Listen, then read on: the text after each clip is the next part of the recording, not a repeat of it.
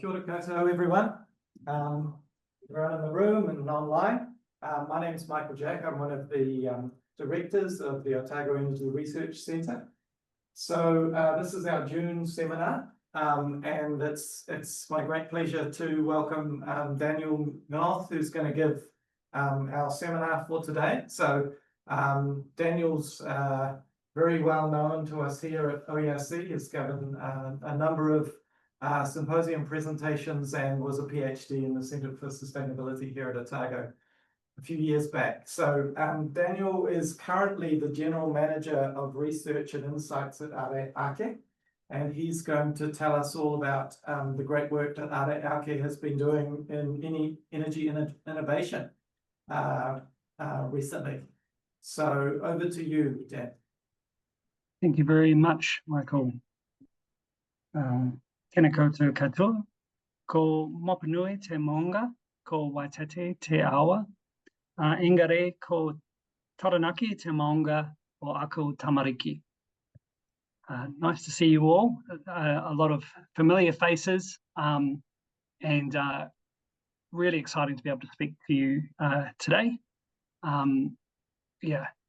As Michael mentioned, I've recently taken up a new role with Ara Ake, and I'm looking forward to talking to you a little bit about their role and the work that we're doing at the moment, and work that we're looking to do in the near future.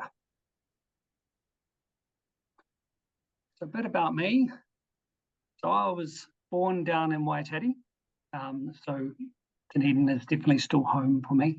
And as Michael mentioned, I spent a number of years in the campus down there where you all are right now,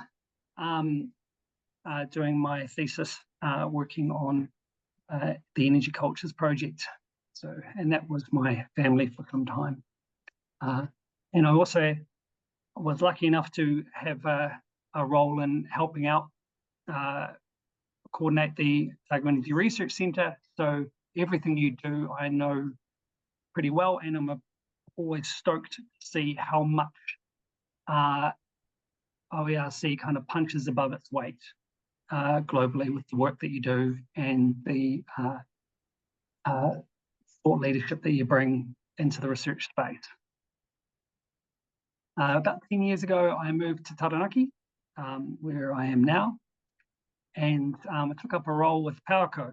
So Powerco is New Zealand's second largest distribution utility for gas and electricity, and I worked with them on everything from smart houses to data science projects to then leading our the Energy Futures team, which was all about research and innovation. I was also lucky enough to hold a number of positions with the Young Energy Professionals Network and the World Energy Council, which gave me a kind of a global context. And I think it's always worthwhile showing some of those pathways that you can get out of a career in energy that starts with Otago. And now to my new home, my new family, which is Ara Ake. We are a small but mighty team, mostly all here on the Taranaki campus. And we've got a broad, eclectic mix of skills. And I'll talk to you a little bit about some of those functions now. So Ara Ake's purpose is to accelerate the demonstration, commercialisation and deployment of energy innovation to support New Zealand's energy transition. It takes a whole of systems approach, and that's something that really goes well with me, and especially coming from OERC that also always looks at energy in a more holistic way. The focus of Ara Ake is around impact. So the innovations that we seek to support, where we try to effectively evaluate what the impact of those innovations are going to be to the New Zealand energy system to meet kind of a long-term goal around a much lower carbon future in our energy system. And our focus is usually around helping accelerate the number of innovations that are deployed in our system, as well as the vibrancy of our energy innovation ecosystem. We have a number of kind of guiding principles we use to that kind of sit behind most of our work. And the first is quite important, that as a small team responsible for looking at the whole system, we really stick to work where others aren't. So we do a lot of coordination with other industry and government agencies to make sure the things that we're focusing on are not being duplicated in other areas. And the fifth point there is really important too, because as a small team, everything we do is through a partnership, and it's really the heart of how we approach the challenges that we work on. We have 3 strategic focus areas. So these are kind of aligned with MB's targets as well, around distributed flexibility, community energy resilience, and sustainable molecules. So all of our work programs usually will have an element of one of those themes, and then we have a portfolio of projects under each one. To address the portfolio projects that we've got, we have a number of kind of key functions or services that we use to help meet kind of our purpose. We've got things like challenges, where we try to match innovations with organizations that have common wicked problems. We've got a mandate to bring in innovations from overseas. We provide direct commercialisation support for innovators. So that can be through direct grants or repayable grants. We've got a capacity sometimes to set up pilots and test beds. And my function, Research and Insights, is there to basically help understand the opportunity and impact of innovations. And we do a lot of outreach and sharing of what we're learning as we engage with the sector. Many of you would have seen similar charts as this. The theory of the diffusion of innovation chasm, or the valley of death. This concept of a technology readiness level, where innovations are developed in the lab, are then tested in the market, and then hopefully scale up. The space where Ara Ake is set up to play solely is in that gap, TRL 4 to 5. As all of you will know, the real world is much more complicated than just this linear process. But the focus of our efforts is really about supporting innovations and innovators move through that valley of death when they are first brought to market. This slide was put together a few years ago, which tried to map Ara Ake's function in relation to the broader energy innovation ecosystem. So it's following the TRL scale that you see along the top there. And then down the bottom are a number of collaborating organizations that are set up basically to help innovations move through that process. As you can probably see, there are a number of organizations there that are no longer with us. The ecosystem is changing quite dramatically, and we have a big focus at the moment to try and understand where the gaps are, and how we can kind of ensure that innovators do have a process to move through to ensure that they are as supported as possible by the ecosystem. Bit about my function in a bit more detail. So I have these 2 key things to focus on: to identify and assess innovation opportunities, to really understand what their impact might be to the New Zealand energy system, and also to then support the team with the projects that they do, to provide whatever they basically need to ensure that they're helping innovators in the most appropriate way, but also that when we identify challenges or barriers for innovators, that my function helps make those visible to the appropriate agency to hopefully address them. So at the heart of what we do, which has not always been so visible, is working with innovative companies that are bringing new things to market. This is a tiny snapshot of the organisations on our portfolio that we have either been or actively supported or are still in active kind of engagement with. So moving on to some of the things I've been across since taking up the role about 6 months ago.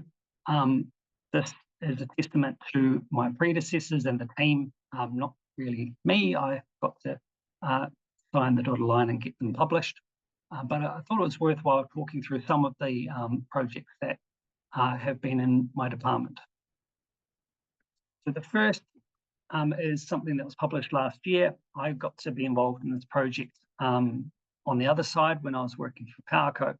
And it was a challenge set up for all distribution utilities across New Zealand. A large proportion of them took part to identify solutions to help distribution utilities facilitate more DER uptake, more solar and battery uptake behind the meter. The big thing that they found they needed was better visibility of the low voltage network. And what came out of that was a number of trials with companies that could provided tools and solutions to utilize smart meter data in really clever ways to help distribution businesses better plan and optimize their network. It was quite a big project, quite successful in many ways. And most of the distribution utilities that were involved have now kind of got commercial contracts with different companies to use smart meter data. But there's also been a large program of work that the electricity authorities picked up to address many of the barriers that were identified in the sector following this program. Speaking of barriers, another piece of work that was commissioned last year looked specifically at the barriers for flexible service providers. So thinking of demand flexibility is a really key, important concept to help our transition. The question of why is this not moving fast enough can be answered many different ways, but this piece of research focused solely on the innovators themselves that are trying to establish the market and identify where their challenges are. One of the key concepts that kind of has been reiterated through this work, it was kind of presented by Stephen Backstone end of last year to OERC, is this kind of chicken and egg problem where in order for the flexibility market to be established, there needs to be enough secure return coming from the system operator and distributors to invest. But on the other side, there isn't enough visibility or assurance from the system operator and distributors to that flexibility is going to actually meet their needs for them to actually appropriately investigate and price this. So there's a lot of work going across the spectrum to try and address these challenges. One of the key things that Ara Ake has been able to do on the back of it is establish a Flex Discovery Fund that closed on Monday this week to basically reduce the barrier for flex providers to be visible to the system operator and distributors. And the second is a contestable fund to basically provide the opportunity for flex providers to connect more flexible capacity to the energy system. And we've had quite a large response from participants across the sector, so we're really stoked with that. Another project that was commissioned for Ara Ake was done by Sapir, and they modelled a number of use cases to leverage battery energy storage systems.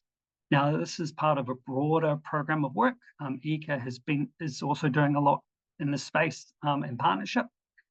But one of the key things this piece of work was really looking at was how to make battery energy storage systems economic, because usually they're not economic for one use case. You have to find multiple value streams for them to be useful. So Sapir ran a number of models to identify what that kind of mix could look like in the New Zealand context. The simple answer is that regardless of which way you cut it, margins are usually pretty thin at the moment, right? So you have to be quite careful about the applications you're deploying a BESS system into, and you've got to be also quite creative about the different value streams that you're wanting to tap into to make this as robust an investment as possible. There's no question that storage is going to be an incredibly important part of our energy mix going forward. And where we see the biggest innovation opportunities at the moment is in the new kinds of commercial partnerships and collaborations that need to be established to make the most out of battery energy storage systems.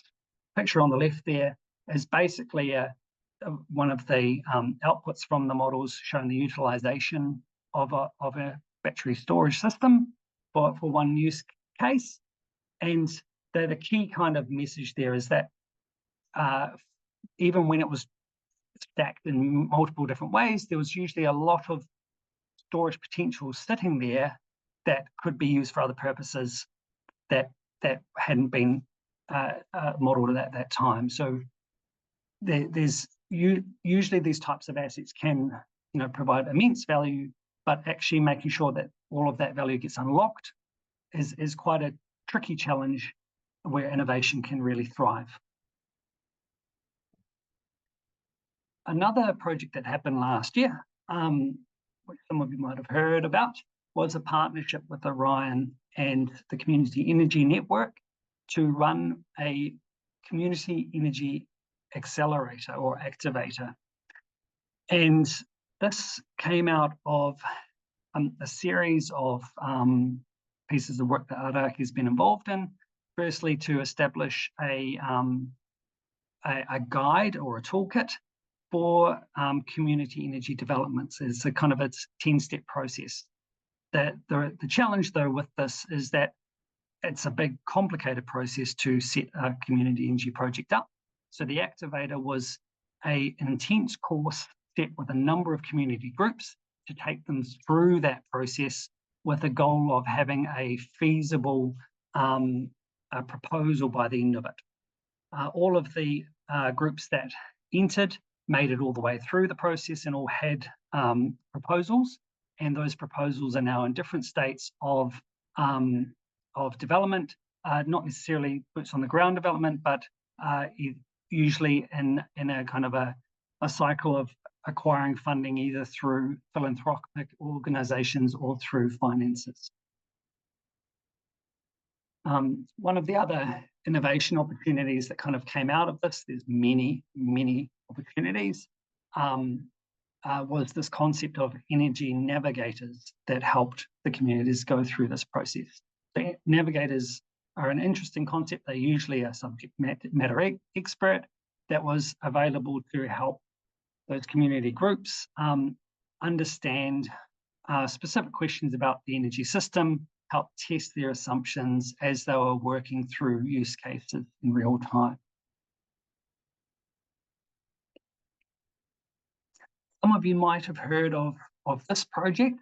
So this was a really huge piece of work that was mostly spearheaded by the Rewiring Aotearoa group but supported by Ara Ake and Ike in different ways. And this was an effort to count all of the carbon using machines across New Zealand. Why count machines? Well, without knowing what you've got in your energy system, it's kind of a bit difficult to know where to put your efforts on what to decarbonise.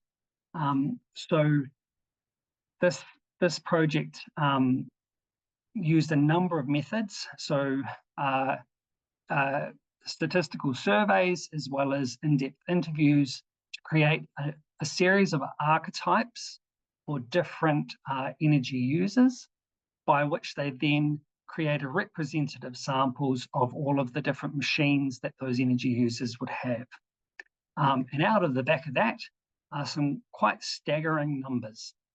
So the first is that we have about 10 million carbon using machines in New Zealand. And in the way that Rewiring have kind of categorized these machines, there are about 8.5 million that could be electrified today without any kind of cleverness. The solutions are available in the shop right now. And there are about 900,000 that are almost ready for electrification, and only a few that aren't. And as you can see down the bottom there, most of the ones that are all ready to go, no surprise, there are vehicles, electric vehicles, space heaters, gas cooktops, and motorbikes and such. There is quite a comprehensive database behind all of this work that is publicly available. It's well worth a peek for any geeks or interested parties to have a look. We're really hoping that this is like the first cut that can continuously be improved over time, so that NZ Inc. has a useful resource they can use to identify where to put their innovation and decarbonisation efforts. The other piece of value that came out of this project was effectively a roadmap for decarbonisation for New Zealand. So on the left here, we've got the same kind of categories and counts of machine, but they're now weighed up according to their carbon impact, right? So on the left here, we've got all the vehicles, which are the biggest low-hanging fruit right now, as well as a bunch of other consumer appliances. And then in the middle section are the slightly harder to abate sectors, where there are some solutions available for heavy trucks and stuff, but not many. So a different kind of concerted effort would be required to electrify those. And then the handful of machines, but the really heavy carbon intensive ones that are your process heat industrial kind of uses are down the end there, which require quite different levels of targeted intervention that ICA and the likes have been looking at for some time. So for me, I thought this was a really useful way of framing the challenge that we have in New Zealand, as well as the different pathways we need to take to address decarbonising different parts of the sector. I'm hoping that we can do more work in this space with Rewiring and the like to further look at pathways to decarbonisation using this kind of resource. One of the obvious next steps has been to include the demand profiles that each one of these machines uses. So demand profile is basically when you use that appliance, when is the load actually going to be needed, and what's that impact going to be to the network? Because that will then also help identify which types of appliances should potentially be electrified earlier versus ones that might create other problems downstream or require extra flexibility potential to ensure that they fit within the whole energy system. The innovation opportunities that came out of this work, mostly are quite straightforward as well, right? So they're not not necessarily about creating new tech. The tech exists. It's really about making that tech available and useful. Doesn't necessarily mean replacing everything either. There's a lot of opportunity to use technology differently. But again, that's the opportunities that we have for innovation. All right, some of the things we've got ongoing now. But one of the big projects that's taken up a bit of our time and space at the moment is a collaboration with Scion, who are about to change their name, almost changed their name, to model the bioenergy pathways for the Taranaki region. Now, the intent with this piece of work is to identify what the opportunity is with the bioenergy resource that the region has, and work with as many stakeholders as possible to model plausible pathways where bioenergy can be utilised to either decarbonise some existing industry, but also look at the opportunities for new industry and new kinds of products and services. It's working off the back of quite a comprehensive modelling framework that Science developed over the last few years. This is kind of one of the first tests of it at a regional level, with the intent of it being picked up as a pattern that can be used across other regions in New Zealand.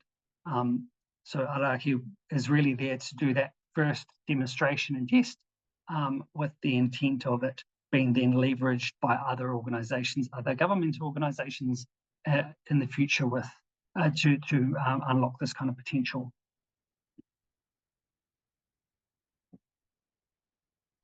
Some of the other projects that I'm working on at the moment have been around writing up the findings from a carbon utilisation forum that happened recently. We also have a study that looked at potential to what technologies are there to methanise different organic sources. There's also been a study looking at how to what the right mix is for New Zealand kind of feedstocks to do anaerobic digestion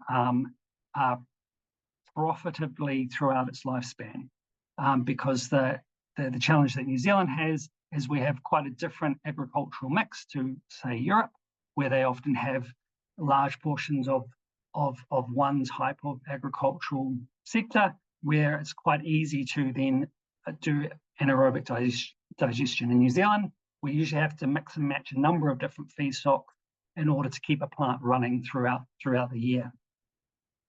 And then the other piece of work that my department's been looking at has been around evaluating the greenhouse gas impact of innovations that we are supporting or plan to support. The intent is basically to be able to assess any innovators that come to us and work with them to actually understand what their potential impact is going to be before we look at providing any kind of funding support. This is not an easy process. It's actually not as well established globally as I thought it would be.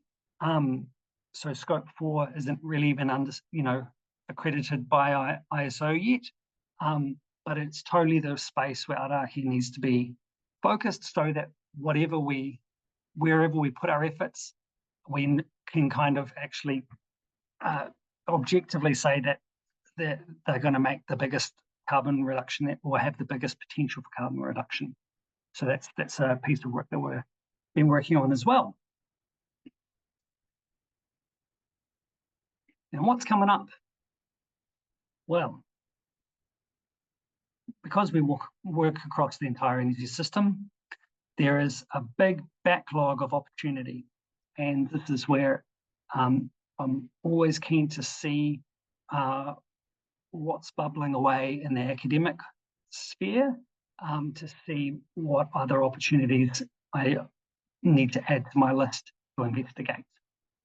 So following on from that carbon assessment, we're partnering with a number of organisations to look at the potential impact of the innovations across the New Zealand ecosystem at the moment, partnering with McDermott Institute. These are all things that we're scoping, so I can't promise that we'll get them all over the line, but I thought it was worthwhile showing what I've got in the pipeline at the moment. If you think about that picture I showed kind of at the beginning around the innovation ecosystem and how much it's changing, it's becoming pretty apparent that we need to redo that and do it in a way that can kind of evolve with the changing needs of the ecosystem. One of the key things is the importance of research in academia that sometimes gets missed out when institutions are thinking about innovation and think that it can all happen without that kind of function. So I'm really keen to make sure that we can make the current innovation ecosystem visible, but also then accessible so that it can start thriving again. Following on from the flexibility space, we're looking at a very small piece of work to design a dispatchable demand pilot. So that's a form of flexibility service. And I'll talk about the next one very soon around the Queenstown opportunity. But two other things that are becoming pretty kind of clear. Well, first is the concept of energy hubs or energy parks, especially the industrial energy parks, as opportunities to leverage the different needs of an industry sector and identify new pathways for kind of commercial development. The age of direct competition, I think, is starting to become less useful in our energy transition, and so many of the opportunities are really more around co-opetition, and that's very apparent, for example, in the bioenergy space. And one of the other fun things that we're looking at that's quite relevant for the Taranaki region is leveraging the potential geothermal energy from old gas wells. So that's the kind of the low grade heat. So we don't know if there is much potential there, but that's the whole point of doing the study. So, but what do our innovators need from you, the research community? Well, one of the big things is, you know, Callaghan as an organisation is not there. There are many of its functions still, but do we have a shop front for innovators? That's my big question. Is there somewhere that innovators can go to get the research support they need to test and trial their ideas, to validate their assumptions, is that something that they can find easily? Otago has been doing a pretty good job of removing paywalls, but in my day job, I'm still hit by paywalls all the time, and I do worry about how accessible some of the amazing work that the academic community is doing is actually available to the innovators that could really, really use it right now. Another big opportunity that I think fits really nicely with the work that OERC as a group has been doing over the last few years has been this concept of living labs. Now, it's the most complicated type of research program to do. It's the most costly, depending on how it's done, and is usually tied to really large government grants. I think we need to think about this in a different way. That the model of getting a really big grant to do that really important longitudinal research is harder to do. So we've got to think about ways of leveraging the different organisations that can set up this type of service without necessarily having to put all of our eggs in one basket. We've got this huge opportunity now down in Queenstown where they've taken this crazy ambition of becoming the first electrified city in the world, and they have just set up an accelerator that Ara Ake is supporting to work with local businesses to help them on their decarbonisation pathways as fast as possible. What they don't have is any research function around them to give objective measurement before and after this intervention. And it's an obvious area where the research community could provide a lot of support, but I'm also very aware that the way in which that support is provided might need to be quite creative, because it's not as easy to just pin it to a large research grant.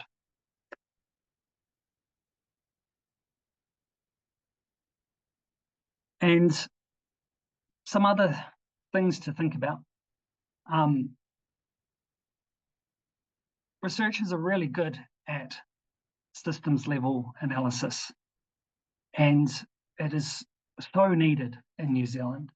But it's not always connected to policy and other government organisations, and it's not immediately accessible to my function either. But this is what we always need more of. As I mentioned, we need that shop front needs to become more accessible again as well for innovators. And I know the challenge with academia is always to produce the publication rather than necessarily the outputs. But I know that this is still an opportunity we have in New Zealand with such a small nation and such amazing talent and opportunity to really think about where how the insights that are being generated, how the IP that's being generated can be actually picked up and used as quickly as possible, so that the backlog of innovations for Ara Ake to support is as massive as possible. And then the other last point there, so when I first took this job, I thought, great, I'm going to just engage with NERI. They're going to set up my program of work and say, this is the areas where I need to focus. And then I can focus on the research efforts around that. The changes in that space have kind of meant that it's tricky for my organisation and others to be able to look at where the priorities are from the research community and helping them kind of coordinate their efforts so that we put our best foot forward. And actually, I also identify where what all of these innovations and research efforts mean to the bigger picture. I know that's a tricky thing to do in the way that publications are often set up, but the big picture is not always immediately obvious to a lot of the participants in the ecosystem at the moment. And I think this is something that OERC and other academic organisations are really, really good at doing when they've got the capacity and remit to do it. So, a couple of takeaways. So Ara Ake's given a very narrow mandate to focus on commercialisation of energy innovation. Whilst I have research in my title, I'm not a research organisation. I partner with them, right? So it only works through collaboration.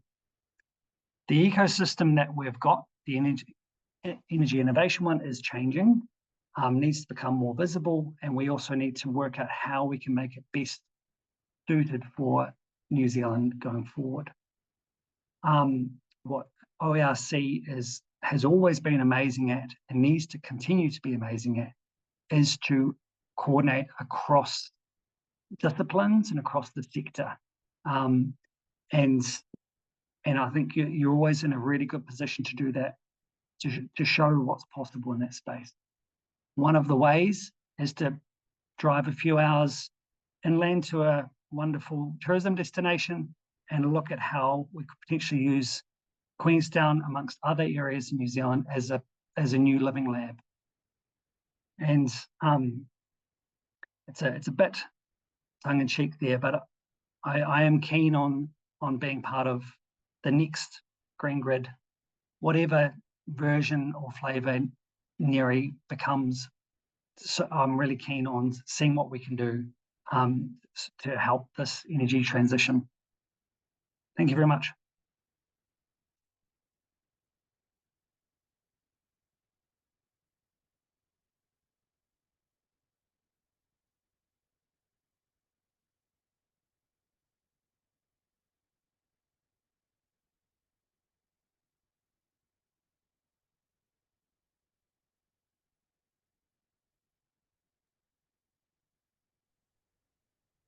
Hi, Dan, can you hear us?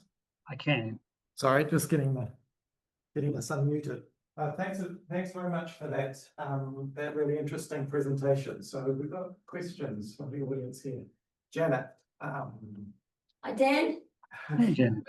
Great to see you on screen. Some of us thought you might be here in person. I was hoping to be. I really wanted to be. Anyway, thanks so much. It's a really exciting new role you have, and really good to get some insights into the inner workings of Ara Ake. I'm just wondering, given we're in a situation of extreme turmoil in terms of research funding and support for, I guess, innovative approaches, how long Ara Ake is funded for and how secure that funding is? It's a good question. So we have a contract with the MB for 10 years, I think. So we're in our 3. So Ara Ake's been here for 5. The latest contract was signed, I think, a couple of years ago.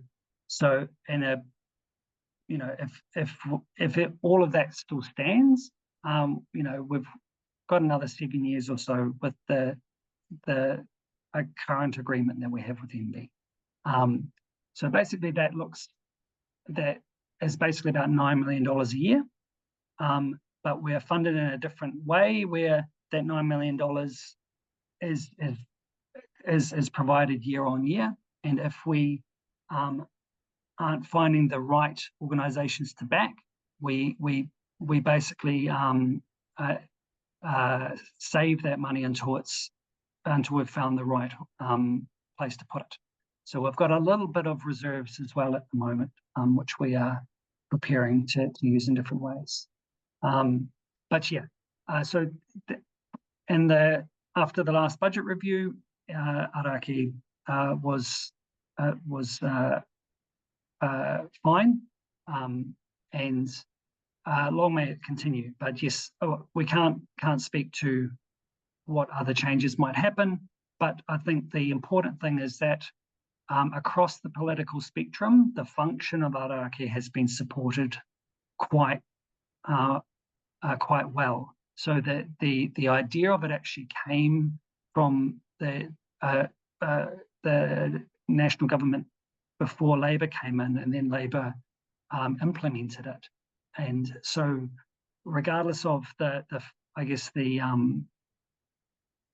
politics of the day, the understanding of the function and where it sits and what it needs to do has been embraced. Thank you. Well, yes, Hi, I'm Sally Brooker from Chemistry and Hayden Oklahoma. Just following up on the 9 million, I guess you probably need about 2 million of that to run per annum. So what's sort of, the other 7 million or whatever it is actually that's left, that's going into what, co-funding things mostly, or what? How is that distributed? What sort of fractions go where, if I might ask? Yeah, absolutely. So in that slide I showed at the start, we've got a range of functions that Ara Ake kind of provide, because it's really about trying to find out what's most useful to innovators, what's the kind of support they really need. Sometimes it's direct funding. A lot of the time it's connections to the broader ecosystem. So understanding, what other funding organizations there are, understanding the energy sector, and what kinds of pathways to actually commercialize their product. There's a lot of that kind of, consulting work that we do as well, and that's a big part of my role as well. So those are some of those services we kind of cover under our, I guess, staffing allowance. And then the rest, as you mentioned, goes into different forms of grant funding. So some is a direct grant for kind of pilots and test beds. So that's often the first, commercial demonstration of something out of the lab. And that usually the threshold for that is pretty high. It needs to be pretty innovative and demonstrate a real high level of potential impact.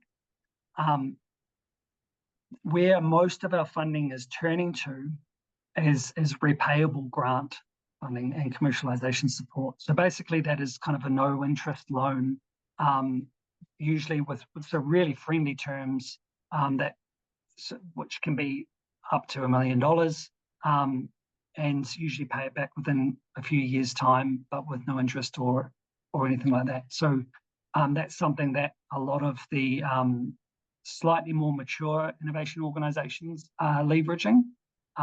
And the advantage of that as well is we can make that pot of money go further. So looking at, to Janet's point, the longer term, how can this function ensure that it can still meet the needs of innovators? We are looking at how we can make that money stretch as far as it can to do as much work for as many innovators as possible. Did that kind of answer your question? Yeah, thanks. That's very, very useful. I mean, primarily it's about relationships, so I'm not trying to go straight to the money, but just following on from Janet's question, I thought that was quite a helpful summary as well, because you did mention that the focus of academics on papers, but we're also very interested in public good activities, and as a university, to be fair, but like every organisation in New Zealand right now, we're short of funds, so that can be quite a restraint on developing those connections and doing those types of studies. It doesn't mean we're not willing, but sometimes the funding of that's quite challenging. Absolutely, yeah. So thank you. No worries. Hey, Bill. Hi, Daniel. I've just got a question about, I suppose, it's attitudes to rooftop solar. And I'm going to sort of just use a personal experience here, which is obviously not a good thing to do when we're talking about research, but my wife has recently moved to Luggett, and in the house she's there, she's put an 11 kilowatt PV system on the roof, and it's just incredible how well it works. I'm really staggered just how good it is. And it's limited to export to 5 kilowatts. Yeah. And I know there's been 3 good measures introduced recently, but I would have thought the Lions company would have been knocking on her door and saying, yours is one of probably 15 or 20 houses in Luggett which have similar sized PV systems on the roof, all of which we can't accept the full export from. How can we work on this? What can we do? But at the moment, that's just 6 kilowatts that goes nowhere on a good day, and no one cares. And that seems like a real surprise to me. I'm just wondering what your feeling is about where that attitude is with the Lions company, and whether the right people are getting into them to make the most of that opportunity. There's a lot of answers to that question.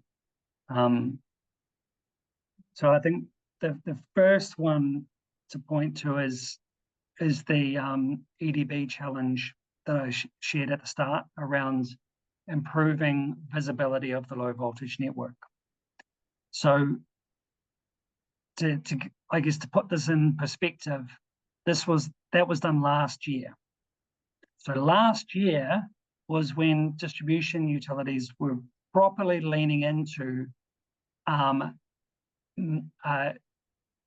the investing in tools and capacity to understand what's going on at the low voltage level. So as far as a maturity kind of standpoint for EDBs to know what their potential risk as well as the potential opportunity is of helping facilitate larger uptake of PV is very new in the New Zealand context. What hasn't really been done much yet at all is decent studies by EDBs to say, cool, now we can see what's there. What are the actual impacts of PV? How far can we push this now that we've got better tools at our disposal to help facilitate larger arrays, better arrays, whatever it might be. At the moment, most of the standards are still driven by the amazing work done by the Green Grid 5 years ago, right? The standards that were set around what's possible for PV installed on a distribution system are effectively what is code across most EDBs. The technology's moved on. The potential for inverters to do all kinds of amazing things is constantly increasing. The ability to actually visualize what their real impacts are and do something about them when the problem actually arises is increasing as well. But all of that stuff is happening right now. The incumbent system is still based off the standards and principles that were set up by Green Grid. So it's basically the industry is aware and upskilling as quickly as it can, but it is still coming from a space of being inherently risk averse because it doesn't have all of the tools at its disposal to say, yes, we can change the rules to have a much larger array, for example. Right, next. But it's been looked at many different ways. And again, the Queenstown Electrification Accelerator is hoping to really crack that nut as hard as it can, but within limits. So I have one question for you, Dan, just about your reference to NERI and I guess what you were, I guess, can you elaborate a bit more on what you're hoping from research around, you know, the functionality that NERI used to have, I guess?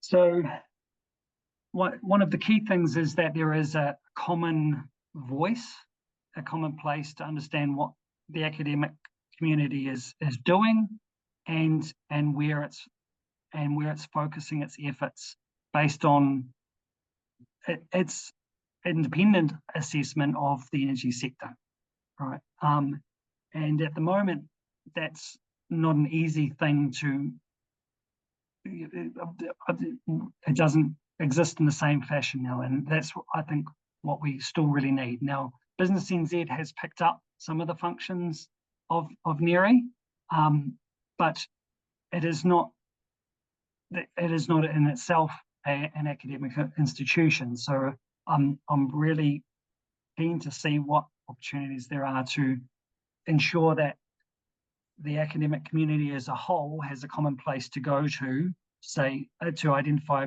what the research priorities are, and also then make those opportunities and challenges visible to different government organisations to ensure that we are putting our effort in the right places. What that could look like going forward, I think we need to think creatively around kind of global partnerships. So, you know, Arena over in Aussie are doing remarkable stuff, right, and are very well resourced. I don't think we should ignore those kinds of institutions and probably really see how we can partner with them as much as possible, and then only have to lean into the extra few percent of what other specific other needs that New Zealand research organisations need to look at. And I'm hoping as well that through partnerships, there's more funding opportunities as well when we look more across the global sphere. So one quick question online. You can probably read it in the chat better than having me read it out. Oh, the rooftop solar question. Yeah.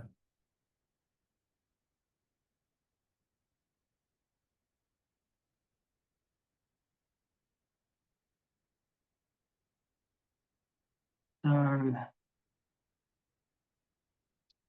the scale of investment needs to meet the future demand. So a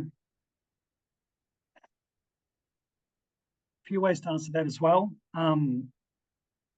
The first one that has been clear for some time is that rooftop solar is an incredibly cheap and accessible form of energy that needs to be invested in, right? Is economically viable for many use cases in New Zealand, regardless of your weather conditions and things like that. And I think some modelling has already been done around how much solar, would be feasible to put on all roofs, for example. But there's a few ways of thinking about that. So the first is for the customer themselves. At the moment, if you put solar on your roof, it is going to be the cheapest form of energy that you can have, but it's not going to do everything. So the challenge is just in ensuring that the finance options to have solar on your roof are as accessible as possible. And just by doing that as much as possible, we could meet, I've seen some figures up, up to a third of New Zealand's energy needs just through that one intervention. But there is other really important areas around large scale solar, which are also being invested in heavily in New Zealand that could, further tip that equation as well. But obviously leaning into the incumbent energy system. I think the easiest answer is that in this space, you kind of need to do everything everywhere all at once, is what one of my previous bosses said, that there is no silver bullet here. Solar is, well proven, like Bill mentioned, works really well, and it meets a number of needs for individual resilience, reducing bills, reducing the load off the grid, and should be leaned into as much as possible. But it's not going to do everything, but it's still something that New Zealand has been still quite slow to take up. Hopefully that answers the question a bit. Thanks a lot, Ben. But I think we're approaching 1 p.m, so I think we'll wrap it up there. I mean, I think there's probably lots of other questions we want to ask, and lots of discussion points that you've raised that we want to pick up later. So, but we'll wrap this talk up now, and thank you very much again for your provocative presentation. Thank you.